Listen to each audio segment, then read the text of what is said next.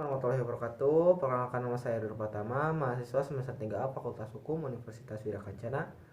Di sini saya akan mereview jurnal untuk memenuhi tugas mata kuliah Hukum Administrasi Negara dengan dosen pengampu Pak Dr. Haji Dedi Mulyadi SHMH dan asistennya Pak Dr. Emrendi Ridayandi SHMH.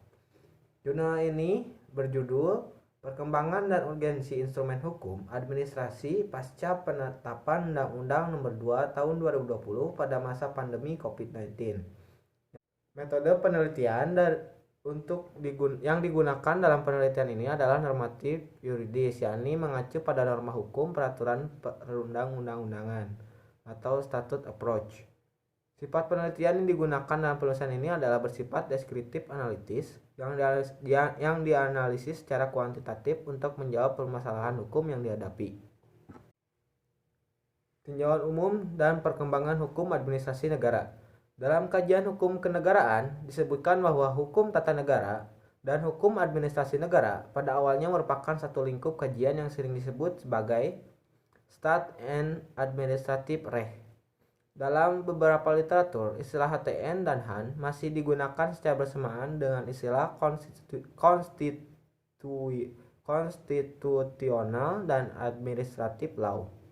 Di Indonesia, kedua bidang hukum ini biasanya dikaji secara terpisah. Khusus untuk HAN merupakan istilah yang diambil dari kesepakatan pengasuh mata kuliah Hukum Administrasi Negara pada pertemuan di Cibulan tanggal 26 sampai 28 Maret 1973. Selanjutnya ada instrumen hukum administrasi negara dalam pembentukan kebijakan publik. Dalam kerangka hukum administrasi negara, pemerintah mempunyai beberapa instrumen untuk menjalankan fungsinya, antara lain sebagai berikut.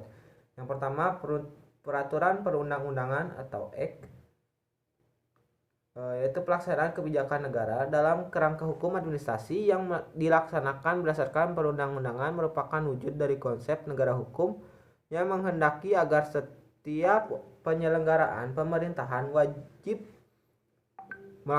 dilaksanakan berdasarkan hukum.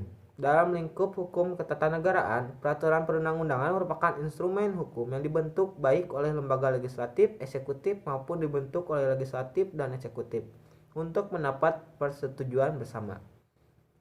Yang kedua, keputusan tata usaha negara. Keputusan tata usaha negara merupakan pernyataan sepihak dari organ instansi pemerintah yang bertujuan untuk menciptakan, mengubah ataupun menghilangkan hubungan-hubungan hukum.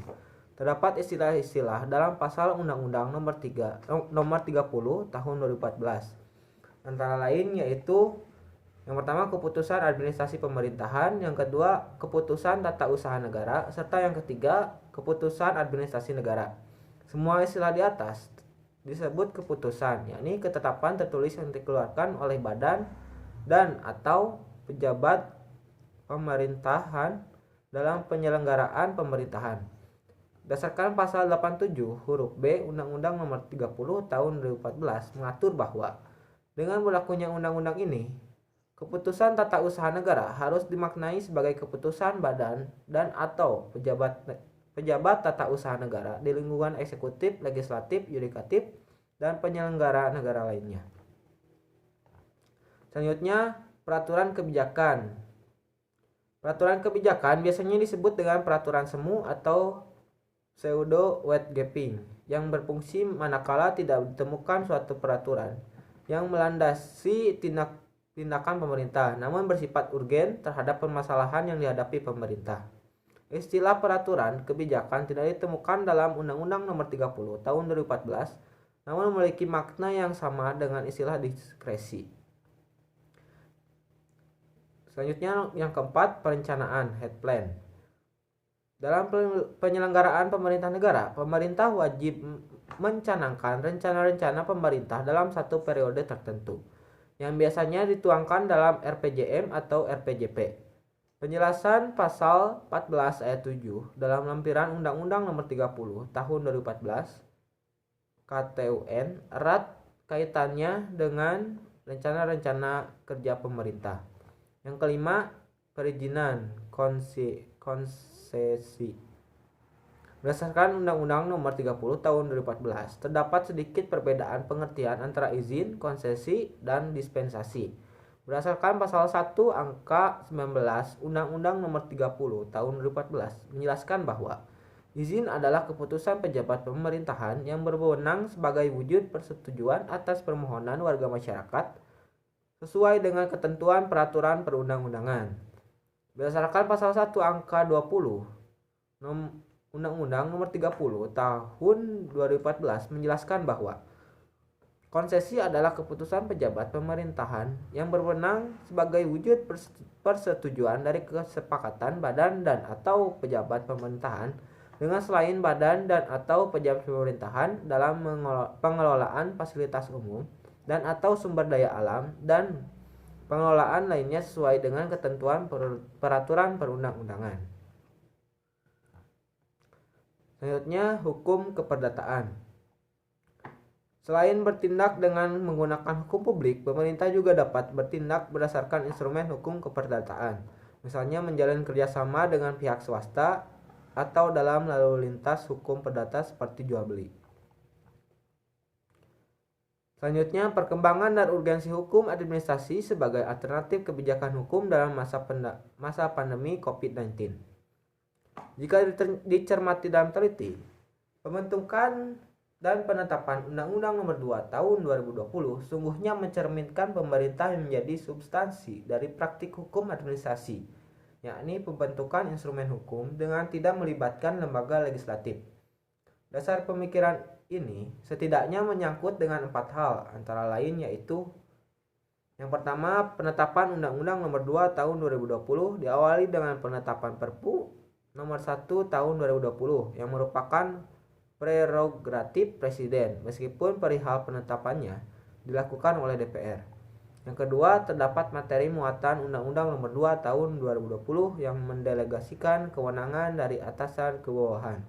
Yang ketiga, bahkan apabila merujuk pada pasal 27 ayat 3 Undang-Undang Nomor 2 Tahun 2020, Undang-Undang Akuo bukan termasuk objek gugatan Pengadilan Tata Usaha Negara.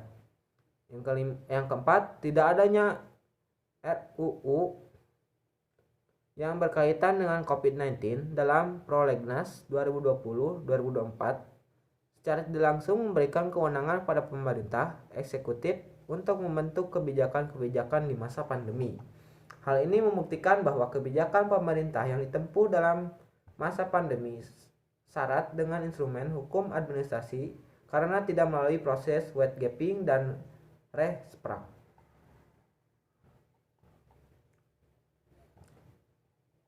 Pelaksanaan administrasi pemerintahan yang dilakukan dengan produksi peraturan yang relatif banyak juga berimplikasi pada masalah pengawasan. Sebagaimana diketahui bersama bahwa dengan menjamurnya lembaga negara yang independen, maka fungsi pengawasan pemerintahan negara dialokasikan sesuai dengan jumlah organ pemerintahan. Secara umum, sistem pengawasan di Indonesia berujung pada 2 sistem, yakni yang pertama, adanya lembaga yang mengawasi sebuah lembaga atau organ negara tertentu. Yang kedua, pengawasan dilakukan dengan menggunakan sistem pengawasan tanpa membentuk lembaga atau organ pengawas tertentu.